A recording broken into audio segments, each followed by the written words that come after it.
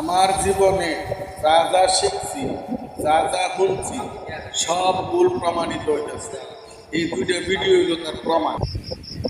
যে পথে হেঁটে যাইতেন সেই পথে বুড়ি কাটা দিতেন, এই ঘটনা কি সত্য? এই ঘটনা আপনারা শুনছেন না? যে আমাদের নবীজির যাওয়ার পথে এক বুড়ি নাকি কাঁটা দিয়ে যাইতো প্রতিদিন। একদিন দেখে যে কাঁটা নাই, তো নবীজি চিন্তা করছেন কাঁটা নাই কেন, সাল্লাল্লাহু আলাইহি সাল্লাম। তখন সে বুড়ির খবর নিতে গেছে, দেখে বুড়ি অসুস্থ। এই গল্প শুনছেন না আপনারা? বই পুস্তকেও ছিল, স্কুলের পাঠ্য বইতে। এই গল্পটা একটা ভুয়া গল্প, এটার কোনো অস্তিত্ব নাই, চলে আসছে। অনেক গল্পই এরকম লোকমুখে চলে আসে, কোনো হাদিসে এটার কোনো রেফারেন্স খুঁজে পাওয়া যায় না, বিশ্বস্ত কোনো ঘটনা নাই। সাদ্দাদের ঘটনা কি সত্য? এটাও ওই টাইপের ঘটনা। সাদ্দাদ একটা বেহেশত বানাইছে, শুনছেন না ছোটবেলা থেকে?